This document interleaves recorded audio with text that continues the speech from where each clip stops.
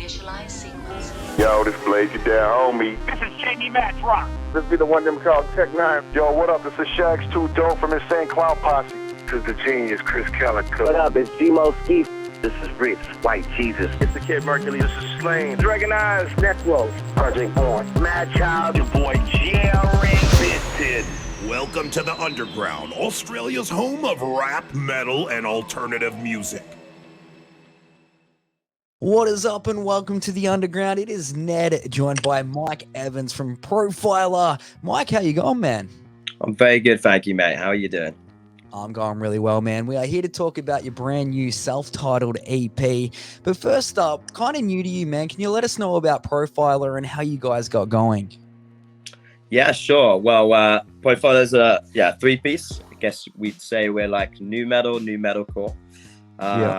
We all met about 3 years ago at university. I was writing some music, trying to be like Limp Bizkit sort of thing, and doing my best. Basically scouted out for talent, found the two guys I'm with. We started jamming, and now we're here, signed to SharpTone. It's pretty cool.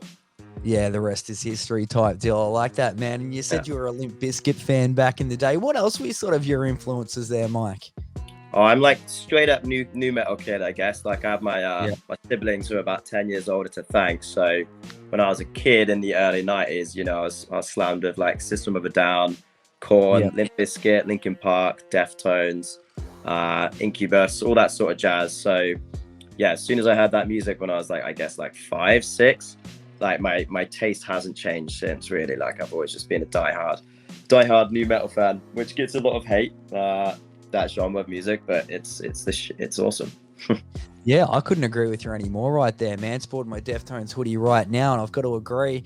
I think I'm sort of your siblings' sort of age and whatnot, and that's what I grew up on, all those bands, and it's probably why I've taken a liking to you guys.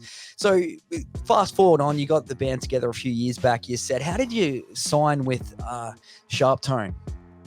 We're very lucky with that. Basically, we met a guy called Nathan, who was the head of A&R for Nuclear Blast. I think he heard of us on the radar in Bristol, and people were talking about us and whatnot, so he came down to check us out. And originally he wanted to sign us to his label, Basic Records, which is a London-based label. But then COVID happened, and obviously I think that kind of changed his direction a bit with that label. Then he got introduced to Nuclear Blast, which is part of SharpTone.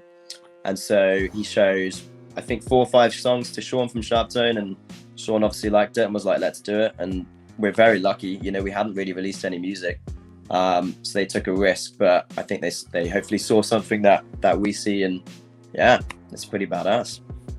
I like that right there, man. And I've got to admit, I didn't even know Nuclear Blast and SharpTone were the same thing. I thought they were two sort of separate things altogether. I think they kind of are. I don't know the specific details about it, but I know they're in relation. Like maybe Nuclear Blast has investment in SharpTone or the other way around, but they work together on some aspects. Yeah. There you go, man. Well, can you tell us about this new EP? What was the sort of recording process behind it? You sort of mentioned COVID there. A lot of people that I've been talking to of late have said they just jammed a lot and put together a lot of great music during this. Were you the same in that sort of sense? Yeah, sort of. Well, actually, the EP was written before COVID. Quite a few tracks on there are about 3 years old. Like Hypocrite, the one that's out at the moment is probably like 3 years old. So is Identify, like Revert. So they were written pre-COVID, and basically it was just me and the guys going back and forth to our producer's house in a tiny little bedroom in like a really small cozy room. With no space whatsoever, and we just like grafted over the course of like 2 years putting these songs together. I didn't have Logic at this point. I was just like playing them in my room on my guitar and like working out the vocals over the top, making sure I could sing over the top and stuff.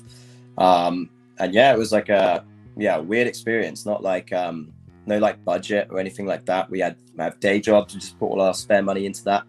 So really grafted on that EP, but in lockdown, I had time off and I wrote like 25 new tracks that we're working on at the moment. So, yeah. Oh, look the hell out, because I was just thinking when you're like, man, they're like 3 years old. I'm like, I bet you're sitting on a whole bunch of new material. So yeah, good to go.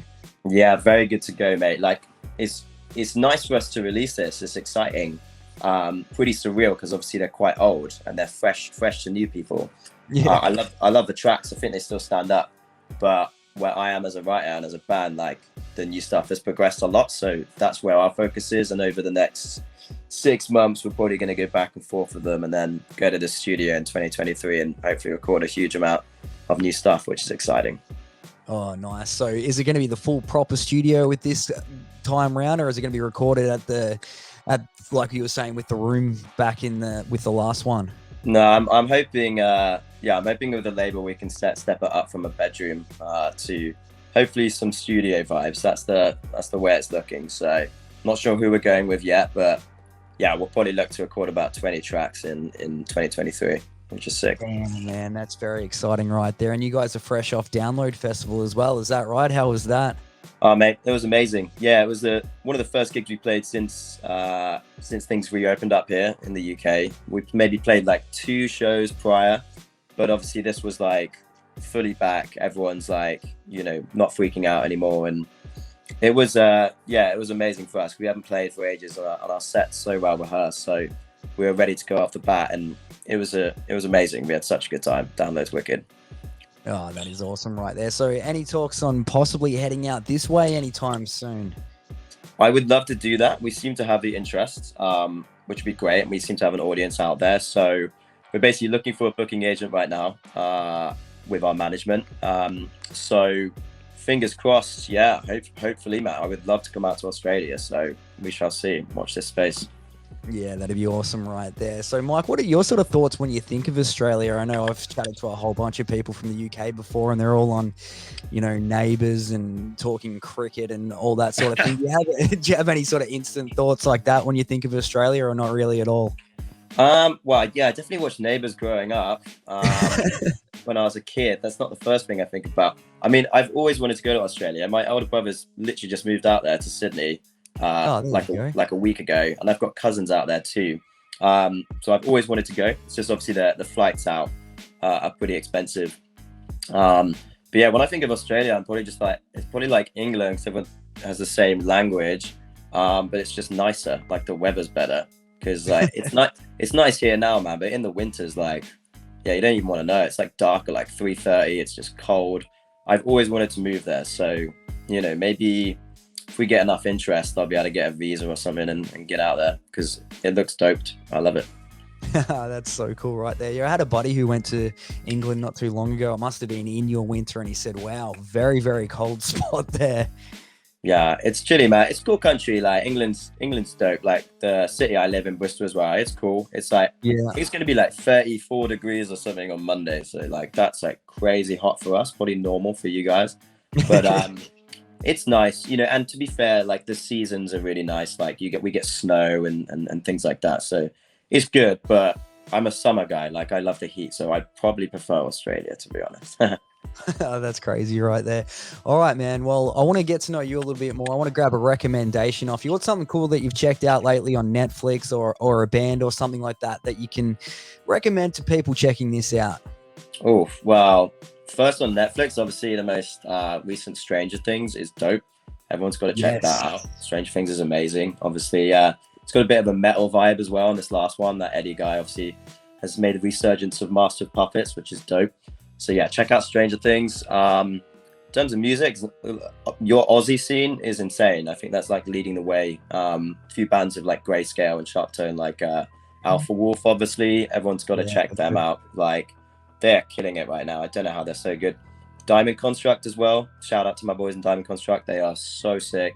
Like, and I think they're pretty underrated. Like, they should be huge. Like their record and their small EP, like, it's insane. They're so good. So check out those two bands. And also the last one would be Pale Dusk from Japan. Like, my God, they're amazing. Check out Pale Dusk. They're incredible.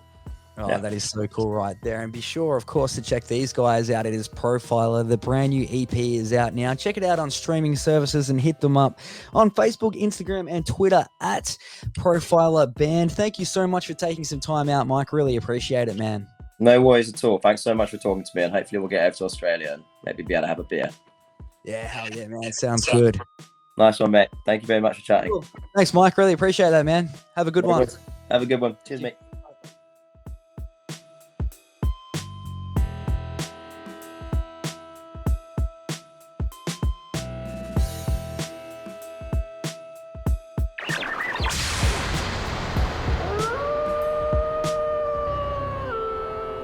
This has been another presentation from the Grey Wolf Entertainment Network, greywolfentertainment.net.